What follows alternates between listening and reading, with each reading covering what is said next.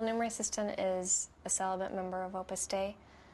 We're just like any other member. We have the same vocation, although we do have a little bit of a different availability. We are available to take care of the centers of Opus Dei and really make them a home 100% and full-time, I guess you could say. And really, I do see myself as the mother of Opus Dei. I mean, I'm not the only one, that's for sure, but I do enjoy making sure that this home really does look like a home, that it doesn't look like, you know, some institution or something like that, that it's decorated well, that it's got a beautiful appearance, that it's nice to come home to, and that the other members of Opus Dei that maybe work outside of the home, a lot of them do, are able to come home and know that those things are going to be taken care of. You know, like they're going to have good food. You know, they're going to always have food that's made, prepared well, on time, that they're going to have their laundry taken care of, that the house is going to be clean. You know, because when you're worried about those things getting done, then you're probably not doing your professional work so well, or vice versa. You know, something's probably missed. So I'm there to take care of that.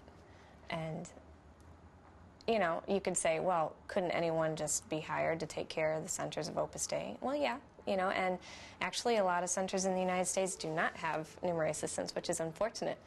But some of the men's centers and some of the women's centers do, and I feel that I can add that special touch by praying for those people, which is not something that you can hire someone to do. It's a very traditional idea of women's work. Does that bother you? No, not at all. I thoroughly enjoy it. So, you know, it's too bad what the society right now in the United States is kind of pushing the woman not to feel like she has to be at home. I don't feel like I have to be at home. I want to be at home. And I wish a lot of other women felt that way too, you know, that they saw it as a profession, that they saw it as something very important to society and to culture even, because you can see a lot of times now kids don't have mothers that really, really, you know, care for them in that way. They don't have a home to go to right after school that is just open there for them. And, you know, I think if we get back to that, I know that my mother stayed home, you know, and I really appreciated it. And I think that's what made me realize that this is a real profession, that it's a real job, that, you know, my dad never came home and said, you know, what have you been doing all day? I mean, he knew that she was really busy. I like to always try to remember to do it for the right reason, you know, because that gives it even more, I think it gives it even more, you know, like clout, you know. I'm doing this for God, and that also takes care of a lot of, you know, like when something doesn't turn out well, then you're not so hard on yourself. Look, I did my best. I'm doing this for God. I'm not doing this for so-and-so or so-and-so. You know, it's not trying to, you know, please anyone in that sense. I'm doing it for the right reason, and it makes it a lot easier. I was looking for a job between my junior and senior year of high school, and a friend of mine told me, since I was interested in the hospitality industry, that there were some conference centers around the United States of Opus Dei. If I was interested, they had training programs for high school girls, and I could work there. Possibly she could help me get a job. So I did, and I ended up working where I'm actually living right now and working full-time. So I guess I liked it a lot, right? But I went there for the whole summer in between that junior and senior year and enjoyed it a lot. I learned a lot about cooking, cleaning, you know, everything that I was kind of interested in anyway. Then I started thinking, you know, this could be something that God's calling me to.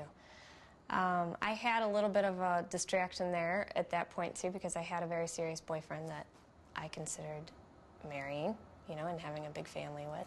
So this was something that I was thinking about also, you know, like, well, I wonder if God would be asking me to do something different than what I'm inclined to, because that's what I wanted all my life, you know. I had seen the dedication of my parents and everything, and I thought that's what I want. And so on that plane ride home, you know, it hit me, you know, like, whoa, I should pray about this more because this might be what he's looking for. And anyway, I got off the plane, my boyfriend was there to pick me up, and I was so excited, you know. I told him everything about the summer and everything that I had learned. Anyway, so we called that night. He was so mad once I had told him, you know, hung up the phone. I can't believe you would do this to me, Andrea, type thing, you know. And, you know, I thought, great, okay, now I don't have him. I'm kind of lost. I'm not sure what I'm doing, you know. But then he called back an hour later and said, you know, Andrea, I could have lost you to anybody, you know, up in Chicago. You're there for a whole summer and everything, but I lost you to God. You know, what better, you know, person could I lose you to? And I'm behind you 100% of the way. And I thank him for that every day of my life. Have there ever been any moments of doubt? No. Not doubt against whether God called me or not. There's always going to be that little bit of a struggle, and it's funny because I was just telling this to somebody the other day, that, you know, anybody thinks, you know, like, oh gosh, I should have married the first boyfriend I had rather than the fifth boyfriend I had. Or, you know, if I didn't have all these kids, maybe I could be doing this with my career. And, you know, I mean, those silly little thoughts will come in every once in a while, but that's like the moment that you have to just say, no, wait a minute, this is what I'm doing with my life. This is what God wants me to do. And you have to pray more in those times, because I think that's what society doesn't do right now. They don't rely on what God has planned for them and rely on that grace for them to go through with whatever he's dishing out at the moment. Are you happy? Totally. Yeah. Completely happy. Tell me about it. Well, it's hard to, like, explain it to someone else, but it's like a feeling that I think you could probably relate when you know you're doing what God wants you to be doing, or you know you're doing something right. You feel good about it, you know. There comes that feeling naturally, I think. If you have a lot of questions and you have a lot of anxiety in your life, you know that you're a little tense, you're stressed, you don't know what's coming next, and you're just moving from one thing to the next. But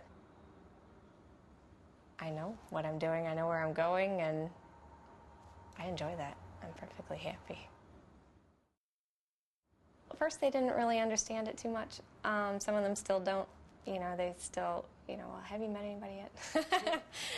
But, you know, I try to explain it the best I can, and they see that I'm really dedicated to what I'm doing, that I really enjoy it. I try to tell them little things here and there, you know, about my day. I try to keep in touch with them often. So they've come to respect that about me. And since they see that I'm happy, that I know what I'm doing, that I know where I'm going, they don't question it anymore. You know, at first they were like, oh, it's just a phase you're going through. You'll outgrow it, you know, or something. But 11 years is a long time to stick with something that's just a phase. So they appreciate it, and they come to me often, you know, like with their problems and stuff. A lot of them have had, you know, problems with their marriages.